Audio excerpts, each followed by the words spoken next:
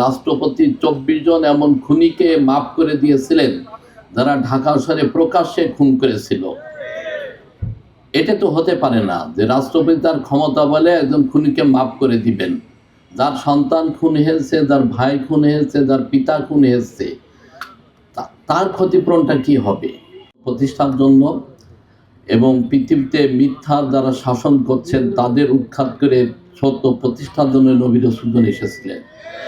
সত্য এবং মিথ্যা লড়াই আজও চলছে এবং আমরা একটি অনুন্নত দেশের অধিবাসী হিসেবে খুবই মর্মপীড়ায় ভুগি যখন দেখি যে মিথ্যা রাজত্ব চলছে, মিথ্যা দিয়ে ওয়াদা করা হচ্ছে এবং মিথ্যা বিচার হচ্ছে, মিথ্যা শাসন চলছে এবং মিথ্যাবাদীদের দাপট চলছে। সামনে গণভোট আসছে। গণভোট আসছে আমাদের এই জীবনে। আমার চাকরি জীবন 33 বছর, আমার বয়স 55-র উপরে।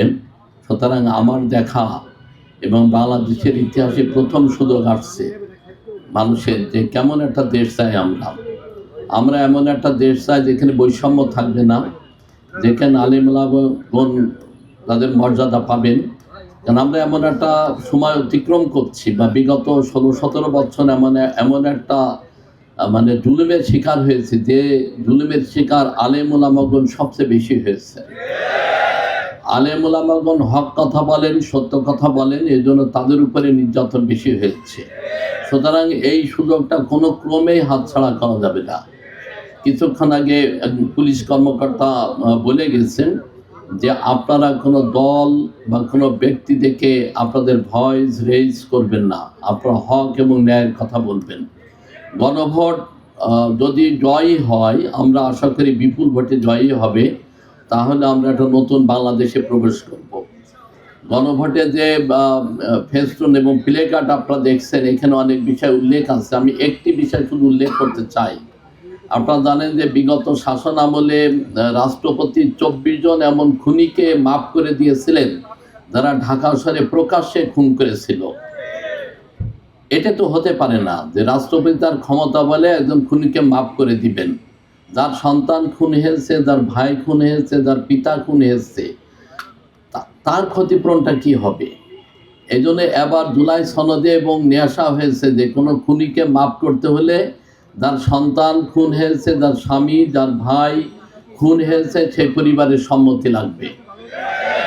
পবিত্র কোরআনে যেটা বলা হয়েছে যে ক্ষতিপূরণ দিতে হবে। তার পরিবার যদি বলে যে 2 কোটি টাকা না দিলে আমার পিতৃ হত্যাকারীকে আমি ক্ষমা করব না, তাহলে তার ফাঁসি অনিবার্য।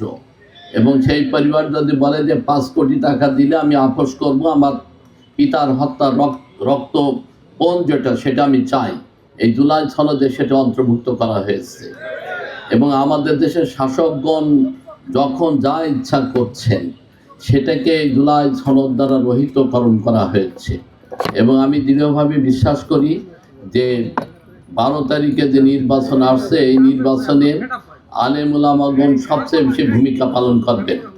আপনারা জুমার দিন খুতবাতে বলবেন, নির্ভীকভাবে বলবেন, সত্য কথা বলবেন। আমাদের প্রিয় রসুল তো সারাটা জীবনই সত্যের কথা বলেছেন। তিনি নির্যাতিত হয়েছেন, তিনি দেশ ত্যাগ করেছেন, তাকে কারাবন্দী করা হয়েছে, কিন্তু সত্য থেকে আমাদের প্রিয় রসুল কখনো পিছপা হননি। আপনারা নায়েবে রসুল, আপনারা সেই পদাঙ্ক অনুসরণ করবেন। গণভোটের বিষয়ে জুমার খুতবাতে বলবেন, নামাজের পরে বলবেন, কন্টিনিউ বলতে থাকবেন। এবং এটা মানুষের মৌলিক অধিকার যে তারা গণভোটের পক্ষে আবার ভোট দিবে এবং একটা নতুন বাংলাদেশের সূচনা করবেন, যে বাংলাদেশে কোনো বৈষম্য থাকবে না, যে বাংলাদেশে আপনারা প্রাণ খুলে কোরআন হাদিসের কথা বলতে পারবেন এবং আপনাদের প্রাণ খুলে আপনার অভিযোগের কথা বলতে পারবেন এবং আপনার প্রাপ্য আপনি বুঝে নিতে পারবেন। এই জন্যই এই স্লোগান দেওয়া হয়েছে, দেশের চাবি এখন আপনার হাতে। আপনি 12 তারিখে ভোটের মাধ্যমে এই তালা খুলবেন এবং নতুন দেশে প্রবেশ করবেন। আমি দৃঢ়ভাবে বিশ্বাস করি আলেমুলামাগণ এই সংক্ষিপ্ত সময়ে যতটুকু তাদের বক্তব্য দিবেন, জুলাই গণভোটই হবে মুখ্য বিষয়।